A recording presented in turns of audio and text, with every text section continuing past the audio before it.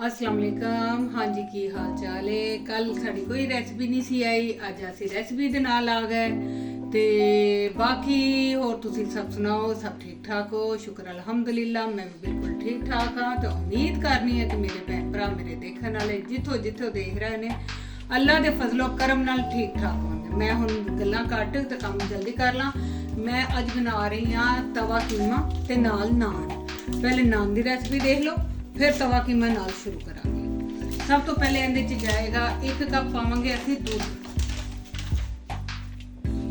1 cup तो ਘੱਟ क्योंकि ਸਾਡਾ ਕੱਪ ਕਾਫੀ ਵੱਡਾ ਹੈ। ਤੇ ਉਸ ਤੋਂ ਬਾਅਦ ਇਹਦੇ ਵਿੱਚ ਅਸੀਂ ਪਾਵਾਂਗੇ 1 ਪੈਕੇਟ ਲੇਵਿਟੋ ਦਾ ਇਹਦਾ ਈਸਟ ਯਾਨੀ ਖਮੀਰ।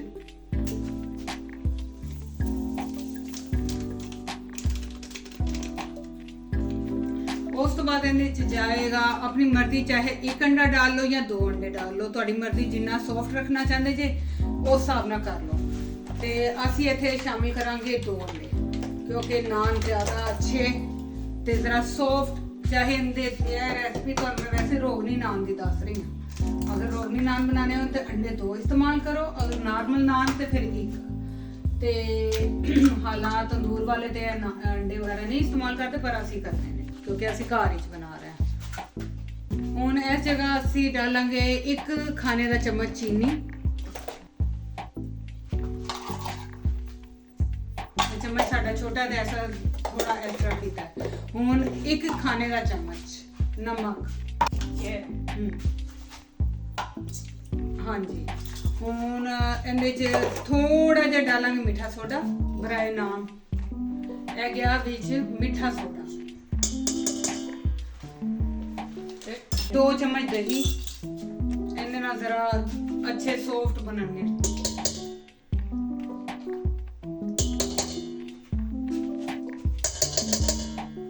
हुण इहदे जाएगा तेल। 2 तो 4 चम्मच तक असीं इस्तेमाल करांगे। अगर रोगनी नान बनाना है 4 चम्मच, अगर नॉर्मल तो 2 चम्मच काफी रहेंगे।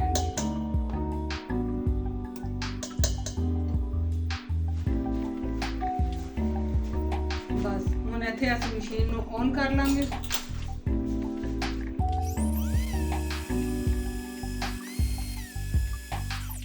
इहदे च मैं हुण हाफ कप पानी दा डालण लगी। हाफ भी नहीं है, उस तो भी कम है क्योंकि मैदे ते डिपेंड है कि कितना इहदे च पानी जाएगा। हुण इहदे च असीं मैदा इस्तेमाल करांगे। तुहाडी मर्जी, थोड़ा थोड़ा करके इस्तेमाल करो या पूरा डाल लो। असीं पूरा ही डाल दिता है हल्की जी स्पीड पे।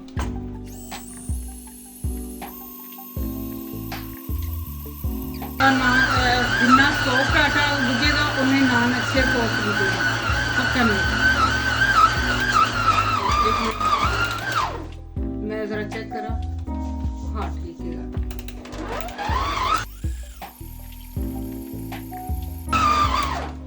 आटा साड़ा गुज गया। हुण इहनूं तो मैं बंद करके रैप ला के ते इहनूं फुलन वास्ते रख देंगी। उन्नी देर असी कीमा तैयार करांगे। हाँ जी, तवा रख दिता चुल्हे दे उत्ते। पहले मैं पा दिया पानी क्योंकि तुहानूं पता है कि कोई भी चीज़ पावांगे फिर चिपक ना जाए। पहले गया पानी। यह बनता पिया कीमा। बीफ वाला तुसी चिकन दा या जेड़ा भी तुसी इस्तेमाल करना चाहते हो वो कर सकते हो। कीमा असीं कल दा ही धो के रखिया, टेंशन ना लेना। वैसे तो असीं कीमा धो के ही करवा लेंगे। इहदे च पहले ऑयल वगैरह नहीं शामिल करना।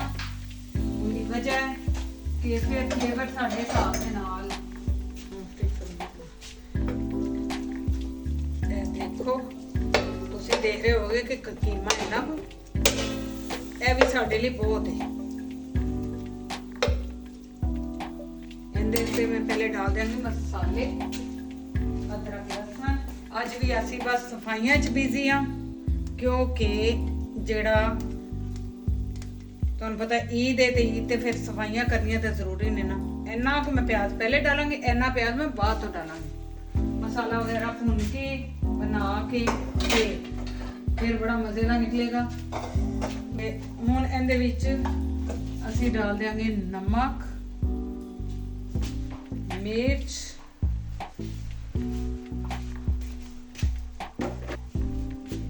हल्दी। मेन मसाले तो ਉਹੀ ਨੇ ਜਿਹੜੇ ਹਰ ਡਿਸ਼ 'ਚ ਜਾਂਦੇ ਨੇ, ਕੋਈ ਇਹਦੇ 'ਚ ਫਰਕ ਨਹੀਂ। ਬਸ ਤਵੇ ਤੇ ਆ ਗਿਆ ਤੇ ਤਵਾ ਕੀਮਾ ਬਣ ਗਿਆ। ਅਗਲੇ ਦੀ ਜ਼ਾਤ ਬਾਤ ਹੀ ਬਦਲ ਗਈ। ਫਿਰ ਜਿੱਥੋਂ ਦਾ ਹੋਏ ਫਿਰ ਉਸ ਤਰ੍ਹਾਂ ਦੀ ਬਣ ਜਾਂਦਾ ਹੈ।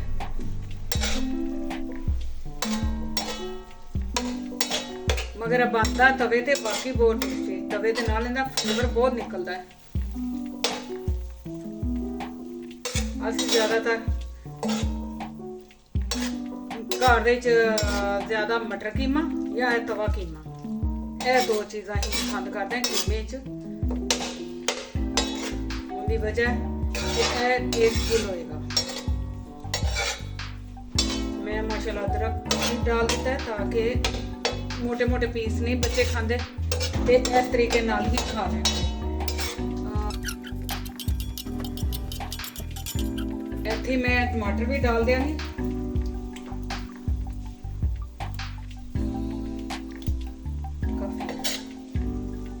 ताकि नाल ही उन्होंने भी बनाई होगी। हर चीज़ का अपना एक टेस्ट निकलता है। अगर वो तवे ते वे तवे का फ्लेवर आएगा, जे अगर वो मिट्टी की हांडी च तो वो अपने ही टेस्ट देगा। तुसीं बेशक आजमा के देखना, चीज़ उही होएगी, मिर्च मसाले उही होणगे जिहड़े रूटीन दे ने, मगर एक बर्तन चेंज होने दे नाल ही उनका फ्लेवर बदल जाएगा। ਹੁਣ ਮੈਂ ਨੀਚੇ ਅੱਗ ਬਿਲਕੁਲ ਹਲਕੀ ਕਰ ਦਿੱਤੀ ਹੈ ਤੇ ਇਹਨੂੰ ਮੈਂ ਹੁਣ ਰੱਖ ਦਿਆਂਗੀ ਦਮ ਤੇ ਤਾਂ ਕਿ ਕੀਮਾ ਵੀ ਹੋ ਜਾਏ, ਟਮਾਟਰ ਵਗੈਰਾ ਗਲ ਜਾਣ। ਫਿਰ ਉਸ ਤੋਂ ਬਾਅਦ ਇਹਦੀ ਭੁਨਾਈ ਉਨੀ ਦੇਰ ਅਸੀਂ ਇਹਨੂੰ ਛੱਡ ਦਿਆਂਗੇ ਇਹਦੇ ਹਾਲ ਤੇ। ਮਿਲਨੇ ਆ ਥੋੜੀ ਦੇਰ ਬਾਅਦ।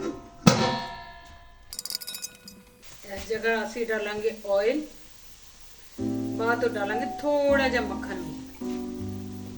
मक्खन के नाल एक अपना ही टेस्ट मिलेगा। थोड़ी जी सुकी मेथी,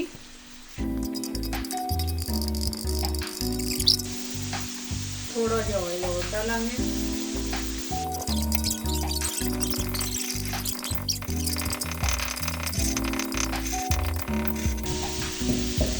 दो तीन चम्मच दही, जब अभी दही शामिल करांगे।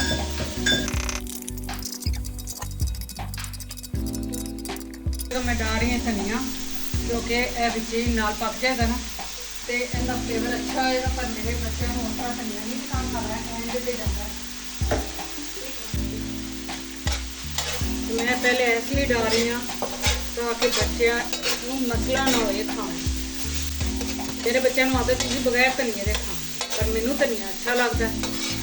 उन्हें नहीं अच्छी तरह हो गई बनाई।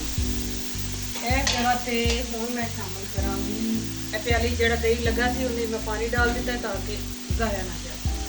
थोड़ी जी डालांगी क्रश मिर्च। यह है सुक्का धनिया ते जीरा, इन्हू थोड़ा मोटा मोटा पीसना। जरा पकाया प्याज,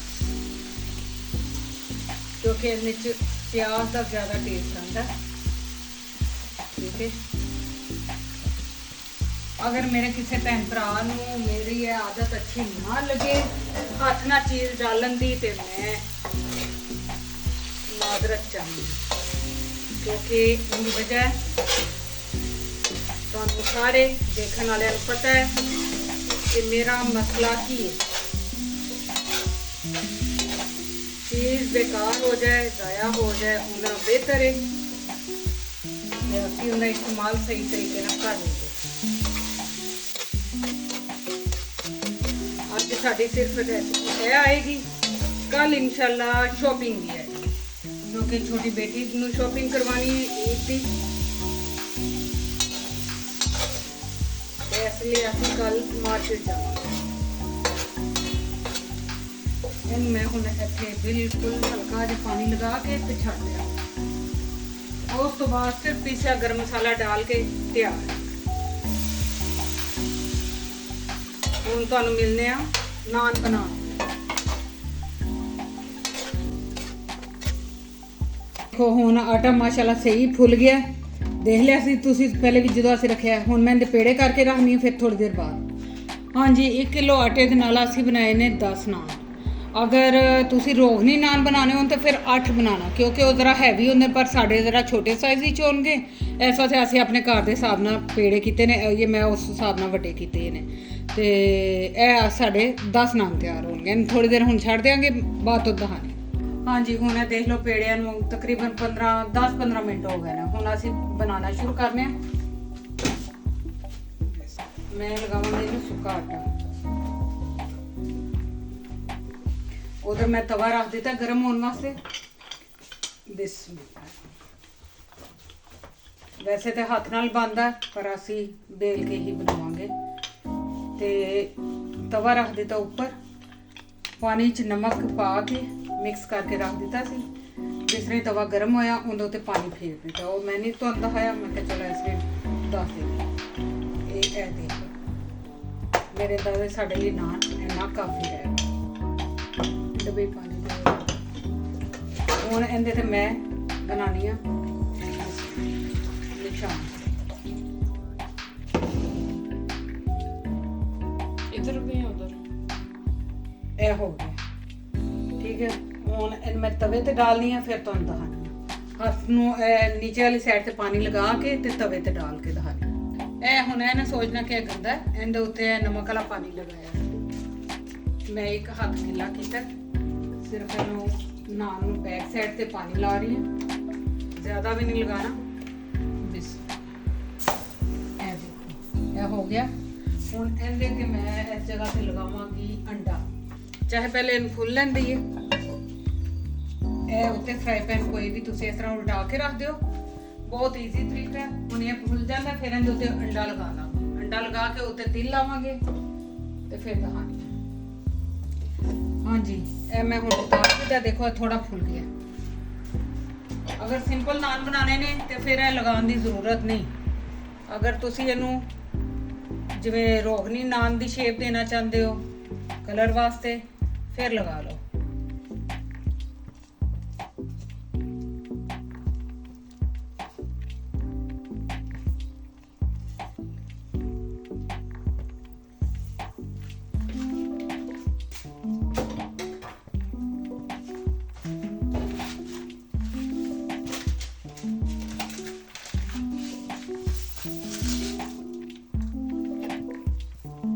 मेरे को डिग गया ना, कोई गल नहीं। उतो से हुण वैसे डिगदे पे। हुण बस इस तरह उल्टा के इनू हल्की हीट ते घुमाई जाना। अग ज्यादा तेज नहीं रखनी।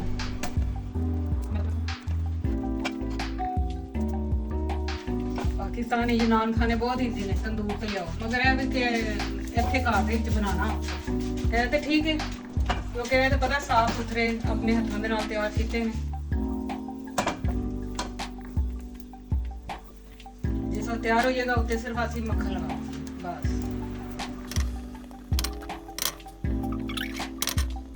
मैं ऐसे हीट ते सारे नान बनाने ने। अग तेज नहीं करनी किते या इस तो कम नहीं करनी, क्योंकि जे अगर असी कम की ते नान जड़े अकड़ जाएंगे ज़्यादा। वैसे मेरे को तंदूर है वे बिजली वाला, मगर वो बेटी कह रही हूँ कि निकालना मामा जिस तरीके अगे बनाने गैस ते, ताकि सारे देखने वाले भी ईजी तरीके बना सकन। तरीका तो सब नूं पता है। पहली गल कि पाकिस्तानी ज़्यादा देखने वाले ने, उन्होंने तो जरूरत नहीं पैंदी। गर्मा गर्म तंदूर थोड़ा जा बस इत्थे करके है।